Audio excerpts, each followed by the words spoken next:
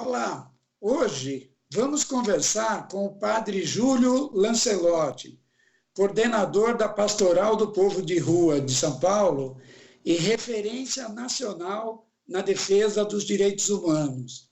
Pároco da Igreja São Miguel Arcanjo, no bairro da Moca, na zona leste paulistana, o padre Júlio é elogiado pelo Papa Francisco, mas vem recebendo ameaças de morte nos últimos meses por defender os direitos dos moradores de rua. Na semana passada, o padre Júlio chamou a atenção de todo o Brasil ao retirar com uma marreta pedras que impediam moradores de rua de se instalarem embaixo de um viaduto. Seja bem-vindo, padre Júlio. Obrigado. Uma saudação a todos que nos acompanham. Uma coisa me chamou a atenção lá naquele episódio. A prefeitura alegou que aquela obra teria sido realizada por um funcionário sem autorização. Uma pergunta: um funcionário sem autorização da subprefeitura pode realizar uma obra daquele tamanho, daquele vulto?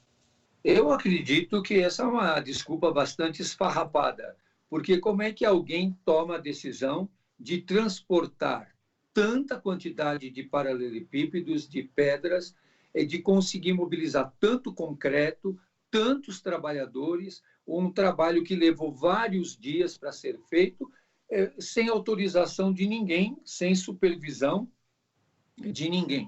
É que essa arquitetura hostil, ela é uma proposta já presente, faz parte da vida da cidade, e não só de São Paulo, no Brasil e no mundo, e não é nova. É uma resposta que já faz parte do patrimônio das respostas que o poder público pode dar. O que para mim é muito importante é que o nosso objetivo não é que a população de rua fique embaixo do viaduto, mas de que isso seja um sinal de indignação contra a hostilidade, e a proposta é que a população de rua tenha casa para morar, através de programas que existem, como a locação social, como a Bolsa Aluguel, como esse auxílio moradia, repúblicas, residências terapêuticas e a rede hoteleira. Então, há muitas possibilidades de que essas pessoas não tenham que dormir embaixo de um viaduto e a prefeitura não tenha que colocar uma arquitetura hostil. Pode fazer ali um canteiro para distribuir mudas, pode fazer ali uma frente de trabalho, pode fazer um posto de reciclável, um ecoponto, poderia fazer muitas outras coisas, inclusive com a participação de pessoas que estão em situação de rua. Uma cooperativa, então, poderia se fazer mil coisas. Quando nós não sabemos o que fazer, fazemos o que sabemos. E o que a prefeitura sabe fazer é reprimir. Padre Júlio, então, como eu disse, me chamou a atenção esse fato, porque, como o senhor colocou muito bem, não dá para remover aquela quantidade de pedras para cima e para baixo e ninguém perceber, né? Agora, eu também perguntei isso porque a subprefeitura da Moca é acusada de ser uma das mais higienistas aí de São Paulo, né? A briga com o senhor e com os moradores de rua ali da região já é antiga, né? Sim, nós temos regiões bastante higienistas em São Paulo. A Moca é uma das premiadas. A Sé também, a de Pinheiros, tem várias, mas a da Moca, por quê? Porque essa região da subprefeitura da Moca é a segunda de maior densidade demográfica de pessoas em situação de rua. E é talvez a primeira ou a segunda em número de respostas, de ações para acolhimento e atendimento à população de rua. Ainda hoje eu recebi na internet de um grupo aqui da Moca dizendo aquele padreco comunista. Então, a prefeitura da Moca, ela reproduz a forma de pensar de uma parte da população, de uma parte que o prefeito regional da Moca, ele não é higienista sozinho, ele representa um grupo da região que apoia esse tipo de ação. No dia que eu estava lá, tanto na primeira vez que eu fui, na terça-feira passada, e na quarta, quando nós quebramos a pedra, Muitos passavam e me xingavam e dizem palavrões. Por quê? As pessoas querem hostilizar, não querem dar uma resposta humanizada. Ninguém quer que eles fiquem na rua. Eu não quero também que eles fiquem na rua. Mas não quero que eles saiam da rua para ficar numa calçada, para ficar embaixo de um viaduto, mas numa cama, não num albergue, numa locação social, numa república, numa forma de vida que seja humana, que todos têm essa dignidade e devem ter essa dignidade respeitada. Correto. Num período recente, eu não sei se faz uns 2 anos, vários moradores de rua tinham construído barracos ali ao lado da Radial Leste. Então, primeiro teve um caso de incêndio lá, que eu acho muito suspeito, esses incêndios em barracos, e depois, finalmente, a prefeitura desalojou todo mundo. Essa já foi um dos embates longos aí também que ocorreram ali nessa mesma região, né? Sim, e com várias administrações, porque as pessoas querem limpar, tanto que lá se faz uma arquitetura hostil, travestida de gentil. Então, ali fizeram um parquinho. Se você passar ali qualquer hora do dia ou da noite, esteja sol ou não, nunca tem ninguém naquele parquinho. Nunca tem ninguém, ia falar. É um parquinho de fantasmas. Mas o morador de rua não pode. Não. Então, é uma arquitetura hostil, travestida de gentil. E a nossa cidade é uma cidade que ela tem que se encontrar consigo mesma. E encontrar consigo mesma e perceber quais são as suas dores, quais são suas feridas. Nós, se temos uma ferida na mão, não vamos decepar nossa mão. Nós vamos ter que cuidar dessa ferida. Se eu tenho uma ferida no braço, eu não vou cortar esse pedaço do meu braço. Eu nem vou envolver em espinhos. Eu vou cuidar. É isso que nós precisamos aprender, a cuidar das nossas feridas, a cuidar da nossa dor, a cuidar do nosso sofrimento e não querer escondê-lo, dizer, não tem nada. E vai apodrecendo, gangrenando, e eu digo, não tem nada. Tem. Nós temos hoje um contingente muito grande de seres humanos que estão jogados nas ruas. Aumenta o número de mulheres com crianças, aumenta a comunidade LGBTQIA+, na rua, aumenta muito o número de pessoas idosas. Então, nós temos que ter diferentes respostas para diferentes dimensões da existência humana. Correto. O responsável por aquela ação, né, que não foi identificado e nem vai ser, e eu acho que, na verdade, é o próprio subprefeito, não foi demitido. A prefeitura alega que o funcionário foi demitido, mas eu não acredito que tenha sido, né? Agora, essas atitudes também, elas acabam, infelizmente, tendo o respaldo de uma grande parte da população local, lá como o senhor já colocou. E como é lidar com isso, Padre Júlio? Os moradores de rua sofrendo na rua, o atendimento adequado não é dado, não há uma solução para o problema e a própria população local quer apenas que essas pessoas desapareçam. Como lidar com isso? Nós temos que lidar sabendo lidar e sabendo que nós vamos ter que conviver com o conflito. Nós vivemos uma desigualdade extremamente escandalosa, extremamente cruel. E uma desigualdade que, inclusive, entorpece e deslegitima a democracia. Porque não pode haver democracia com tanta desigualdade. E não há tanta desigualdade sem conflito. Então, nós sabemos que há conflitos. E esses conflitos têm que ser lidados sem fomentar violência, mas a violência ela é estrutural. É a violência que joga a pessoa na rua sem ter acesso à água potável, sem ter um lugar para descansar. Isso é uma grande violência. Sem ter onde dormir, dormindo molhada depois da chuva, sendo insultada, maltratada, não tendo o que comer, só quando alguém aparece para entregar alguma coisa. Então, isso é uma violência, e essas pessoas estão numa situação de descarte social, como que uma condenação perpétua. Eles não vão conseguir sair de tamanho sofrimento porque essa nossa sociedade e esse nosso sistema neoliberal, ele tem a lógica e a lógica do descarte. Eu até gosto mais desse termo descarte do que exclusão, porque quando a gente fala em exclusão, o governo vem com a política de inclusão, que é uma mentira. E o descarte é mais forte, é o termo usado pelo Papa Francisco para mostrar que não há uma política de encarte. O descartado está realmente abandonado. Quando o senhor tem colocado todas essas questões para a prefeitura, o que vem de resposta? Por exemplo, a prefeitura diz que tem aumentado o número de ações em favor dos moradores de rua. Não sei se isso está ocorrendo. Quando o senhor coloca o que é necessário exatamente fazer, qual é a resposta que o senhor recebe? Olha, eles apresentam sempre dados, números, eles não conhecem as pessoas, eles conhecem os números, papéis, relatórios, é aquele que dizia Marilena Chauí, o saber competente. Então, é o que esconde a desigualdade. E todas essas ações do poder público, elas fazem mais do que perpetuar a miséria.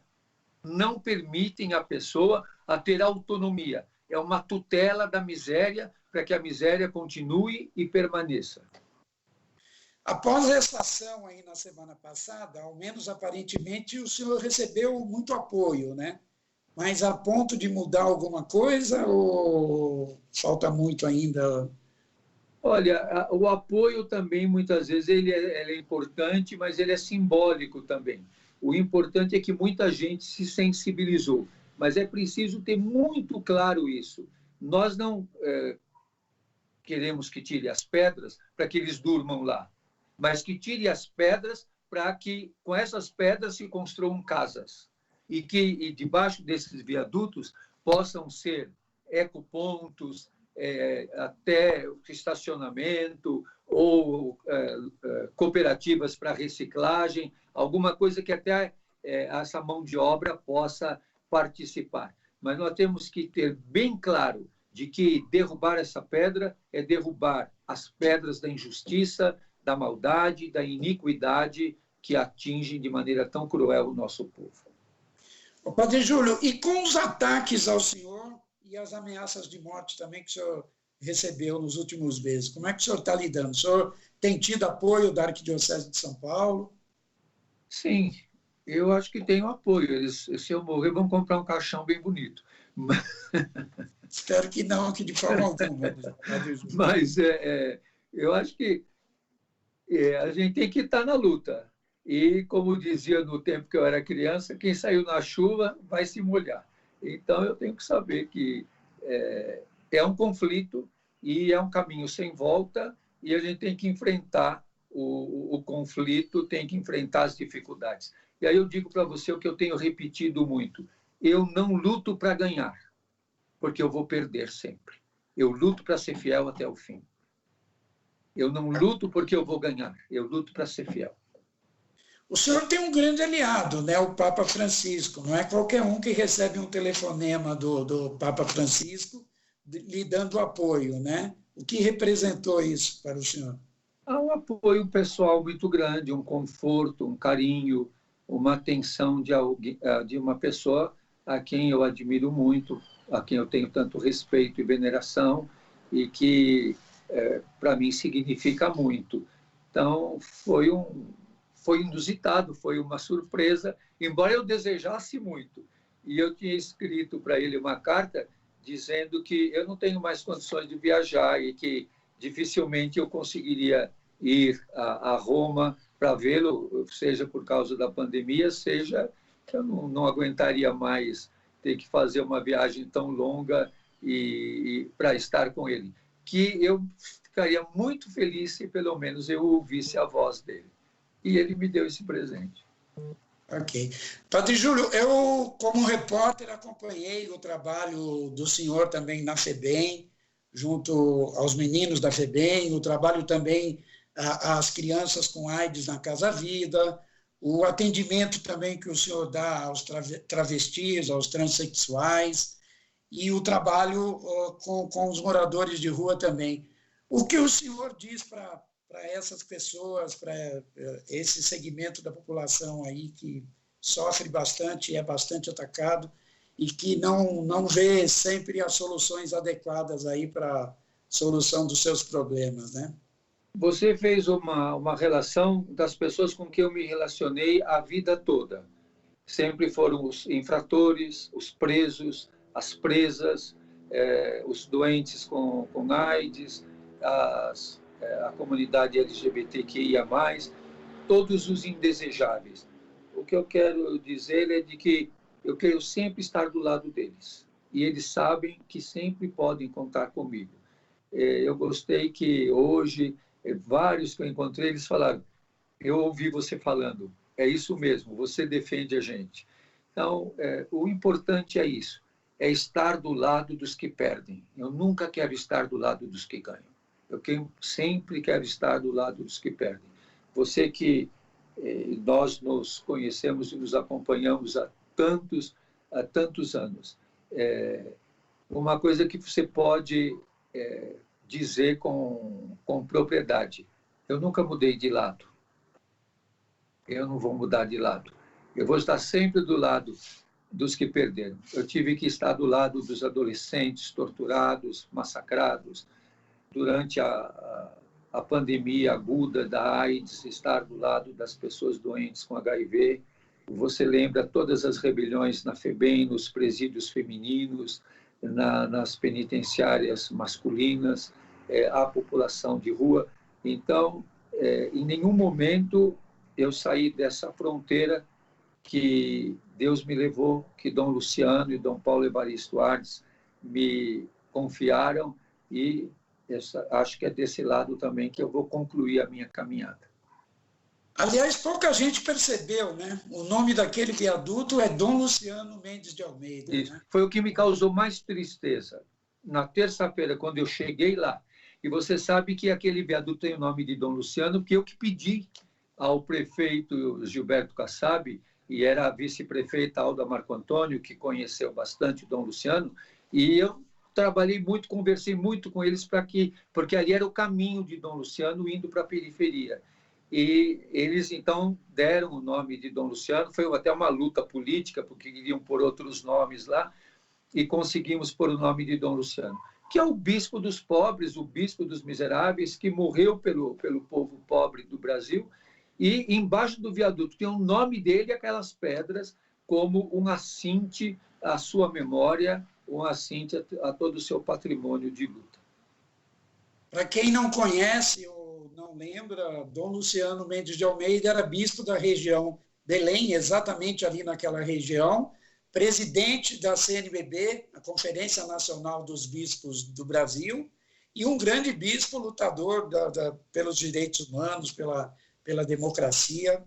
Do ECA, o que mais lutou pelo Estatuto da Criança e do Adolescente e das reservas de todos os povos indígenas.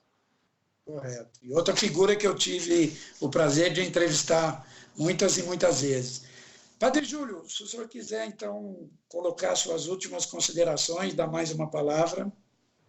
Eu acho que é importante que nós tenhamos bem presente que a nossa luta é histórica. Ela não é episódica. É uma luta que se faz na história. Nós vivemos um gravíssimo momento de retrocesso. Eu não pensei que aos 72 anos de idade eu fosse ver o retrocesso que nós estamos vivendo nesse momento da história. Mas a nossa esperança não pode retroceder. A nossa esperança tem que continuar firme. E o nome da nossa esperança nesse momento é resistir. Ok. Eu agradeço muito a entrevista, Padre Júlio. Prazer conversar com o senhor e parabéns pelo seu trabalho. Obrigado, estamos juntos na luta. Tá bom. Muito obrigado. Um grande abraço. Obrigado. Aqui você ouve as notícias que os outros não dão.